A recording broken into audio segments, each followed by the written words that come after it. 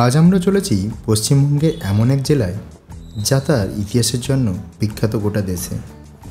এখনও রয়েছে একাধিক নিদর্শন ছড়িয়ে ছিটিয়ে, যেখানে গেলে চোখের সামনে জীবন্ত হয়ে ওঠে শত বছরের পুরনো অতীত। নমস্কার বন্ধুরা, আজ আমরা এসেছি কলকাতা স্টেশনে। আমরা এখন যাব নবাবের শহর মুর্শিদাবাদে। আমাদের ট্রেন আছে 6:50-এ হাজারদুয়ারি এক্সপ্রেস। চলুন ট্রেনে উঠে পড়ি, বাকি ডিটেলস আপনাকে ট্রেনে যেতে যেতে দিচ্ছি। কলকাতা থেকে মুর্শিদাবাদের দ্রুততম ট্রেন হলো হাজারদুয়ারি এক্সপ্রেস, যা কলকাতা থেকে সকাল 6:50-এ ছেড়ে মুর্শিদাবাদে পৌঁছায় 10:20-তে। ভ্রমণের সময় প্রায় 3 ঘন্টা 30 মিনিট। অন্যান্য ট্রেনগুলির ডিটেলস আমি স্ক্রিনে দিয়ে রাখলাম।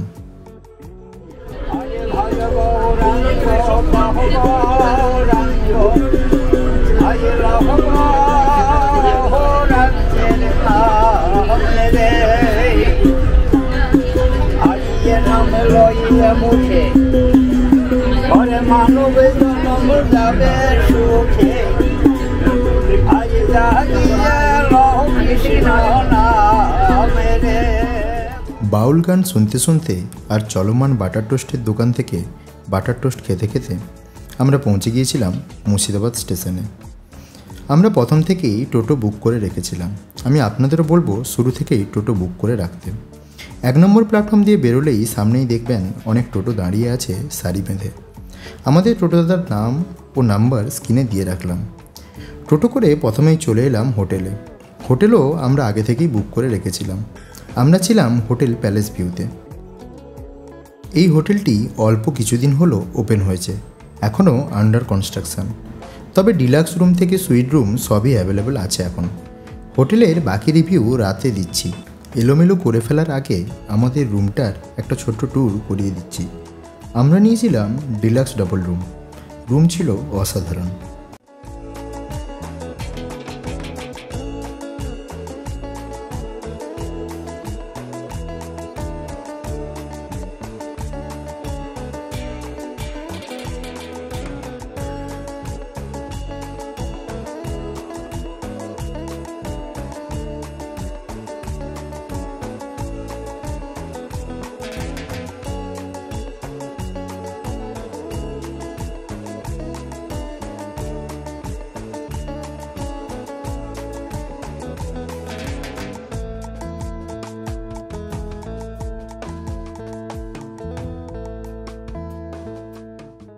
রুমের ট্যারিফটা রাতে এসে আপনাদের আমি শেয়ার করছি। ফ্রেশ হয়ে চলে এলাম হোটেলের রেস্টুরেন্টে। অল্প একটু লাঞ্চ করে বেরিয়ে পড়লাম আজ হাজারদুয়ারি ও তার আশপাশ ঘুরে দেখতে। মুর্শিদাবাদের সবচেয়ে জনপ্রিয় দর্শনীয় স্থান হাজারদুয়ারি প্রাসাদ, যার জন্য এই লোকে ছুটে আসে মুর্শিদাবাদে। ব্রিটিশ যুগে বাংলার নবাবী আমলে স্থাপত্যকলার এক উজ্জ্বল ঐতিহাসিক নিদর্শন হলো এই হাজারদুয়ারি প্রাসাদ। 17শো শতাব্দী থেকে ইংরেজ শাসনের আগে পর্যন্ত বাংলা, বিহার ও উড়িষ্যার রাজধানী ছিল মুর্শিদাবাদ শহর। এখানে রাজত্ব করতেন নবাবরা।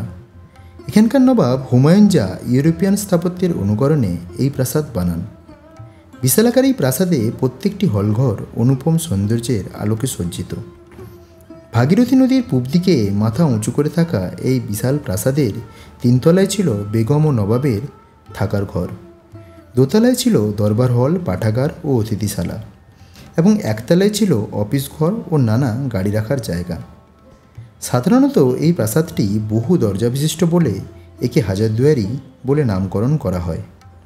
বাইরে থেকে ও ভেতরে থেকে হাজারদুয়ারিতে অনেক দরজা দৃশ্যমান হলেও এর মধ্যে অনেক দরজাই আসলে নকল, অথচ দূর থেকে পুরোপুরি আসল বলেই মনে হয়। অনেকে ভুল করে ভাবেন যে এই প্রাসাদ বুঝি নবাব সিরাজদৌল্লার তৈরি, কিন্তু এই প্রাসাদ তৈরি হয় সিরাজ জামানার অনেক পরে। সিরাজের প্রাসাদের নাম ছিল হিরাজিল প্রাসাদ, তা এখন ভাগীরথী নদীতে তলিয়ে গেছে। হিরাজিলের ইতিহাস আমরা তুলে ধরব আজিমগঞ্জ জিয়াগঞ্জ পর্বে, সঙ্গে থাকুন।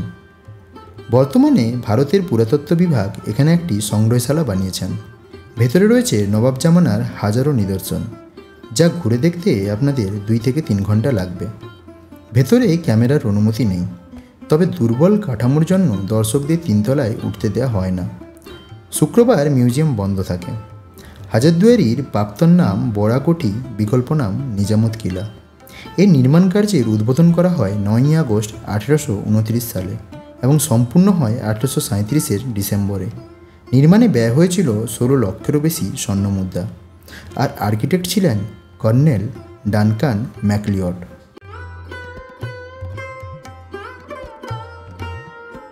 এরপর দেখেছিলাম ঘড়ি টাওয়ার, স্থানীয়ভাবে যা কেবল ঘড়িঘর বা বিগ বেন নামেও পরিচিত। হাজারদুয়ারি রাজপ্রাসাদ কমপ্লেক্সে অবস্থিত এই ঘড়ি টাওয়ারটি পশ্চিমে নিজামত ইমামবাড়া এবং পূর্বে হাজারদুয়ারি প্রাসাদের মাঝখানে সুসজ্জিত বাগানের মধ্যিখানে অবস্থিত। এটি তৈরি করেছিলেন একজন বাঙালি কারিগর সাগর মিস্ত্রি। ঘড়ি টাওয়ারটির ওপরে একটি ভারী ঘণ্টা রয়েছে। ভাগীরথী নদীর পূর্ব দিকে মুখ করে ঘড়িটি তৈরি করা হয়েছিল খুব সম্ভবত নৌকায় ভ্রমণকারী নাবিক এবং যাত্রীদের সুবিধার জন্য। এরপর দেখলাম মদিনা মসজিদ। মদিনা মসজিদের ভিত্তি মক্কার মাটি দিয়ে তৈরি। 18 শতকে নবাব সিরাজদৌল্লা এই মসজিদটি নিজামত ইমামবাড়াতে নির্মাণ করেছিলেন এবং নতুনটি নবাব মনসুর আলী খান 1846 সালে পুনর্নির্মাণ করেছিলেন। 1842 ও 1846 সালে আগুনে ধ্বংস হওয়ার আগে এবং পরে কারবালার পবিত্র মাটি দিয়ে পুনর্নির্মাণ করা হয়েছিল এই মসজিদ। সিরাজ তার মায়ের ইচ্ছায় এটি তৈরি করেছিলেন যাতে স্থানীয় মুসলিম সম্প্রদায়ের দরিদ্র ব্যক্তিরা হজের অভিজ্ঞতা অর্জনে সুযোগ পেতে পারে। এরপর দেখেছিলাম বাচ্চাওয়ালি তোপ, যা 18 ফুট লম্বা, 22 ইঞ্চি ব্যাস বিশিষ্ট আর প্রায় 7657 কিলোগ্রাম ভারী। এই কামান দাগার জন্য প্রয়োজন হতো 18 সের মশলা বারুদের। এই কামানটি কেবলমাত্র একবার চালানো হয়েছিল এবং চালানোর পর এটি প্রায় 10 মাইল ব্যাসার্ধের মধ্যে একটি বিশাল বিস্ফোরক শব্দ তৈরি করে। জনশ্রুতি অনুযায়ী এই শব্দ সৃষ্টির ফলে শহরের বেশিরভাগ গর্ভবতী মহিলারা এতটাই আতঙ্কিত হয়ে পড়েছিলেন যে তৎক্ষণাৎ তাদের সন্তানের প্রসব করানোর মতো পরিস্থিতি তৈরি হয়েছিল। সেই থেকে এই কামানের নাম দেওয়া হয়েছে বাচ্চাওয়ালি তোপ। তারপর থেকে এই ভয়ঙ্কর কামান আর ব্যবহার করা হয়নি। এরপর দেখলাম ভারত ও বাংলার বৃহত্তম ইমামবাড়া নিজামত ইমামবাড়া, যা হাজারদুয়ারি প্রাসাদের ঠিক বিপরীতে অবস্থিত। এটি নিজামত কিলা নামেও পরিচিত। হাজারদুয়ারি কমপ্লেক্সে অবস্থিত এটি একটি শিয়া ইমামবাড়া। এটি 1740 খ্রিস্টাব্দে নবাব সিরাজদৌল্লা নির্মাণ করেছিলেন, কিন্তু 1842 এবং 1846 সালের অগ্নিকাণ্ডে ধ্বংস হওয়ার পর নতুন ইমামবাড়াটি 1847 সালে নবাব নাজিম মনসুর আলী খান দ্বারা সাদেক আলী খানের তত্ত্বাবধান ও নির্দেশনায় নির্মাণ করা হয়েছিল 6 লক্ষ টাকা ব্যয়। এই ছিল হাজারদুয়ারির মধ্যে থাকা দর্শনীয় স্থানগুলি। এবার পায়ে হেঁটে ঘুরে দেখব হাজারদুয়ারির আশেপাশের বেশ কয়েকটি জায়গা, যা বেশিরভাগ পর্যটকেরই অজানা। প্রথমেই দেখলাম হলুদ মসজিদ, যা জুরুদ মসজিদ নামেও পরিচিত। এটি মুর্শিদাবাদের হাজারদুয়ারি কমপ্লেক্সের পাশেই অবস্থিত একটি অনেক পুরনো মসজিদ। কে এই মসজিদের প্রতিষ্ঠাতা এই নিয়ে মতান্তর রয়েছে। দীর্ঘ 44 বছর বন্ধ ছিল এই মসজিদ। এরপর দেখলাম মুর্শিদাবাদের বিখ্যাত ত্রিপলিয়া গেট, যা নবাব আমলের একটি গুরুত্বপূর্ণ ঐতিহাসিক স্থাপনা। এটি একটি ত্রিখিলানযুক্ত প্রবেশদ্বার, যা একসময় হাজারদুয়ারি প্রাসাদ কমপ্লেক্সের প্রধান প্রবেশদ্বার হিসেবে কাজ করত। মতান্তরে কেউ বলেন নবাব নাজিম হুমায়ুন জাহের রাজত্বকালে এটি নির্মিত, আবার কেউ বলেন এর নির্মাতা নবাব বাহাদুর সুজাউদ্দিন। ত্রিফুলিয়া গেটের বাম পাশে আছে চকশাহী মসজিদ। 1767 খ্রিস্টাব্দে নবাব মির্জাফরের স্ত্রী মুন্নি বেগম মসজিদটি প্রতিষ্ঠা করেন। মসজিদটি 7টি অর্ধগোলাকার গম্বুজ দ্বারা আচ্ছাদিত। এর আগে এই স্থানে নবাব মুর্শিদ কুলি খান চাহেল সুলতান নির্মাণ করেছিলেন, যা ছিল সেই সময় শহরের 40 স্তম্ভ বিশিষ্ট দর্শক হল। নবাবের শহর মুর্শিদাবাদ মানে হাজারো মুসলিম স্থাপত্যের আতুরঘর। আর সেই মুর্শিদাবাদ শহরের মাঝে হাজারদুয়ারি থেকে ঢিলছোঁড়া দূরত্বে আছে বিশাল দুটি প্রাচীন দেউল, যারা মাথা উঁচু করে ইসলামী স্থাপত্যের মাঝে তাদের অস্তিত্বে জানান দিচ্ছে। স্থানীয় টোটোওয়ালারা খুব একটা চেনে না জায়গাটি, কারণ কেউ আসতেই চায় না। সর্বোপরি পর্যটকেরা তো জানেনই না। তাহলে ভাবছেন আমরা কেন গেলাম? কারণ আমাদের উদ্দেশ্য অজানা জায়গাগুলিকে তুলে ধরা। হাজারদুয়ারি এমন এক স্থাপত্য যা সবাই দেখতে চায়, কিন্তু জানে না এই ছোট্ট জায়গাগুলির ঐতিহাসিক গুরুত্ব। আমাদের চ্যানেলের মাধ্যমে আমরা সেটাই তুলে ধরার চেষ্টা করছি। 17 বা 18 শতকে বাংলায় পোড়ামাটির মন্দিরের খুব চল ছিল। এটিও সেই সময় তৈরি বলে মনে করা হয়। স্থানীয়দের কাছ থেকে জানলাম শিব চতুর্দশীর সময় খুব বড় করে পুজো হয় এখানে। এছাড়াও নিত্য পুজো হয়ে থাকে। ভগ্নপ্রাপ্ত দুটি দেউলের একটি নতুন করে মেরামতো করা হয়েছে। আগামী দিনে হয়তো আরেকটিরও এইভাবে যত্ন নিয়ে ভবিষ্যৎ প্রজন্মের জন্য রেখে যেতে পারবো আমরা, এই আশা রাখি। চেনা জায়গায় এসে এই ধরনের নতুন জায়গার সন্ধান পেতে বাংলার প্রতীকের সঙ্গে থাকুন।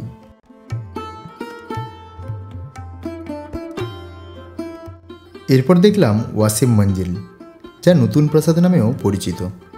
ভাগীরথী নদীর তীরে অবস্থিত একটি ঐতিহাসিক ভবন। এটি মুর্শিদাবাদে দ্বিতীয় নবাব ওয়াসিম আলী মির্জা খান নির্মাণ করেছিলেন। হাজারদুয়ারি প্রাসাদে দক্ষিণ প্রান্তে বাগান সংলগ্ন কেল্লা নিজামত চত্বরে 1904 খ্রিস্টাব্দে এই প্রাসাদটি নির্মাণ করা হয়েছিল বলেই এটিকে নতুন প্রাসাদ বলা হয়।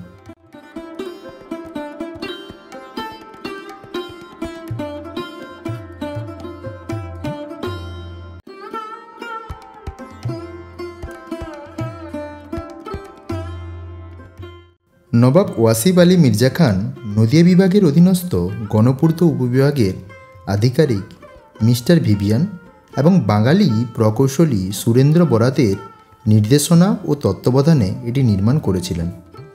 কাঠামোর মহিমায় ইন্দো ইউরোপিয়ান নকশার ছাপ স্পষ্ট, যেখানে ব্রিটিশ এবং মুঘল স্থাপত্যের মনোমুগ্ধকর মিশ্রণ চোখে পড়ে। প্রাসাদটির জটিল নকশা ও চিত্তাকর্ষক স্তম্ভ দিয়ে সজ্জিত।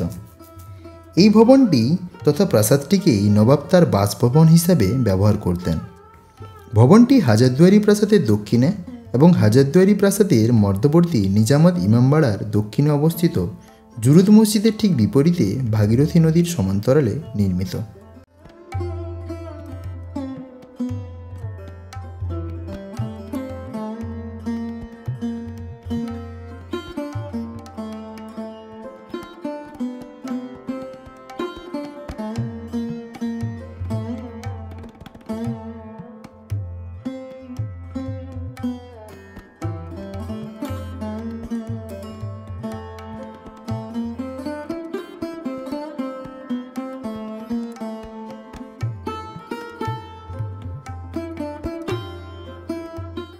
পরবর্তীতে ভূমিকম্পে প্রাসাদটির বেশিরভাগ অংশ ধ্বংস হয়ে যায়। মুহূর্তেই রাজপ্রাসাদের দ্বিতীয় তলের পুরোটাই ভেঙে পড়ে। প্রাসাদটি দ্বিতীয় তল ছাড়াই পরে পুনরুদ্ধার করা হয়। একটি বিধ্বংসী ভূমিকম্প থেকে বেঁচে যাওয়া এই স্থানটি বর্তমানে তার নানা প্রাচীন মূর্তি, মার্বেলে স্মৃতিসৌধ এবং নানান নৃত্যশালার ধ্বংসাবশেষের জন্য বিখ্যাত।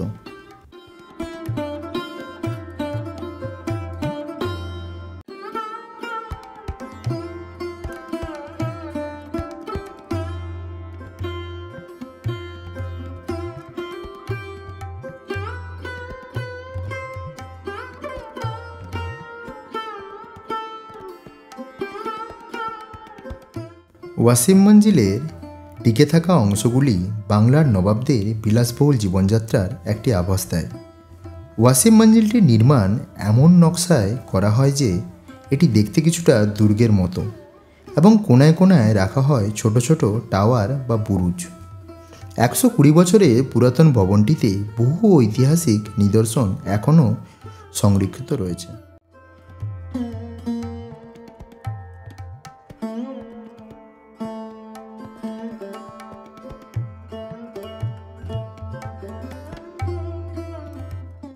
দীর্ঘ 16 বছর বন্ধ থাকার পর 2023 সালে ভবনটিকে জাদুঘরে রূপান্তরিত করা হয়েছে। প্রাসাদটিতে একটি অর্ধবৃত্তাকার পেডিমেন্ট রয়েছে, যার উপর মুর্শিদাবাদের নবাবদের অস্ত্রশস্ত্র রাখা রয়েছে। বর্তমানে ভারতীয় পুরাতত্ত্ব বিভাগ প্রাসাদটির সংরক্ষণ ও রক্ষণাবেক্ষণ করে থাকে। প্রাসাদ সংলগ্ন বাগানে একটি ফোয়ারা ও বেশ কয়েকটি মার্বেলের মূর্তি রাখা রয়েছে। সুদর্শন লোহার রেলিং দিয়ে ঘেরা বাগানটির প্রধান প্রবেশদ্বারে একটি অতীব প্রাচীন লোহার দরজা রয়েছে। প্রাসাদের ভেতরে মার্বেলে নির্মিত সিঁড়ি ও মূর্তিগুলি নয়নাভিরাম। মুর্শিদাবাদ গেলে ভুল করেও মিস করবেন না এই জায়গা।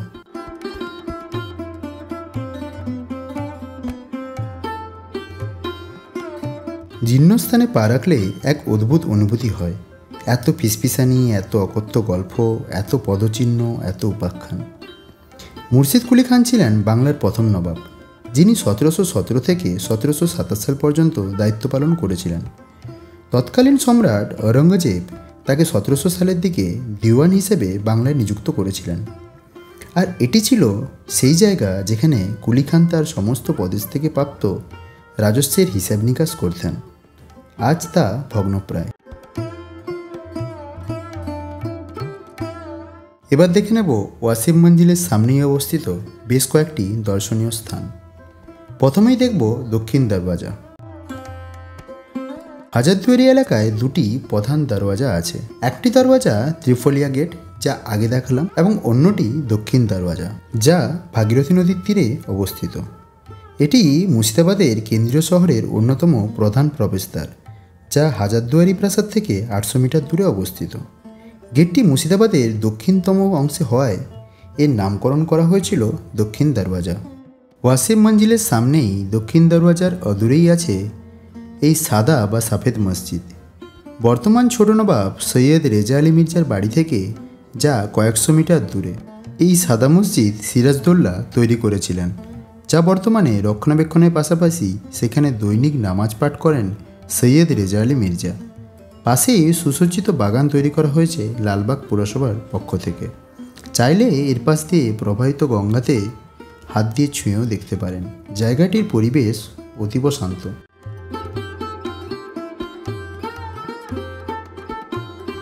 স্থানীয়দের মতে নবাবী আমলে বিদেশি আক্রমণের বিরুদ্ধে এবং আসন্ন বিপদ সম্পর্কে নাগরিকদের সতর্ক করার জন্যে ঘণ্টাটি বাজানো হতো। এটি এখন একটি নীরব স্মৃতিস্তম্ভ হিসেবে দাঁড়িয়ে আছে, যা অনেক ঐতিহাসিক ঘটনার সাক্ষী।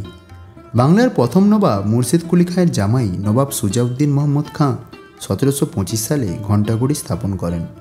সোনা, রূপো, কাঁসা, পিতল সহ 36টি ধাতু দিয়ে তৈরি বিশালাকারী ঘণ্টাটি আনা হয়েছিল লন্ডন থেকে। মুর্শিদাবাদের হাজারদুয়ারিতে নিঃশব্দে দিন কাটাচ্ছিল নবাবী আমলের এই ভগ্নুর ঘণ্টাঘর। তবে মুর্শিদাবাদ পৌরসভার সংস্কার সাধন করার পরে ফের বাজতে শুরু করেছে এই ঐতিহাসিক ঘণ্টা। মুর্শিদাবাদে 4 পা অন্তর একটি করে মসজিদ। হোটেল যাওয়ার রাস্তায় পড়েছিল এই মিয়া হিলাল মসজিদ। স্থানীয়দের জিজ্ঞেস করে কোনো ইতিহাস জানতে পারিনি। 1216 হিজরি মানে 1801-2 খ্রিস্টাব্দ নাগাদ এই মসজিদ প্রতিষ্ঠা করা হয়েছিল। এইটুকু উদ্ধার করতে পেরেছিলাম পাথর ফলক থেকে। এরপর অনেকটা সময় আমরা ভাগীরথীর তীরে বসে কাটিয়েছিলাম। একটু সময় বের করতে পারলে নিজের প্রিয়জনের সঙ্গে ভাগীরথীর তীরে একটু সময় কাটান। সূর্যমামা অস্ত গেলে সন্ধে নামলে আমরা হোটেলে ফিরে এলাম। ফিরে এসে হোটেলটাকে যেন চিনতেই পারছিলাম না। সকালে এই হোটেলে এসে আমরা উঠেছিলাম, বিশ্বাসই হচ্ছিল না। হোটেলের রাতের ভিউটা ছিল অসাধারণ। আপনারা মুর্শিদাবাদ এলে এখানে থেকে দেখতে পারেন। রাতের অন্ধকারে হোটেলের 5 তলা থেকে খুব সুন্দরভাবে হাজারদুয়ারি দেখা যায়। ইনাদের নিজেদের ইনহাউস রেস্টুরেন্টও আছে, যেখানকার খাবার খুব ভালো। স্টাফদের ব্যবহারও ছিল খুব ভালো। আমি হোটেলের বর্তমান ট্যারিফ স্ক্রিনে দিয়ে রাখলাম। হোটেল প্যালেস ভিউতে আমরা 4 দিন ছিলাম।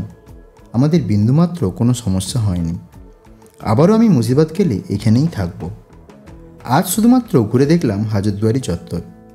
বাকি 3 দিন আমরা ঘুরে দেখব মুর্শিদাবাদের 3টি আলাদা আলাদা সার্কিট, সম্পূর্ণ অন্য রূপে নতুনভাবে তুলে ধরব আপনাদের কাছে। 4 দিনে দেখব 80টিরও বেশি জায়গা। হোটেল ও টোটোদাতার ডিটেলস ও আজ যে জায়গা আমরা ঘুরে দেখলাম তার ডিটেলস ডেসক্রিপশানে দিয়ে রাখলাম। যদি আপনাদের এই ভিডিওটি ভালো লেগে থাকে তাহলে লাইক, কমেন্ট এবং শেয়ার করতে ভুলবেন না, এবং আমাদের চ্যানেল বাংলার প্রতীক সাবস্ক্রাইব করে বেল আইকনটি ক্লিক করে দিন। তাহলে আমাদের পরবর্তী ভিডিওগুলির ইনস্ট্যান্ট নোটিফিকেশান চলে আসবে আপনার কাছে। ভালো থাকবেন। শুভরাত্রি।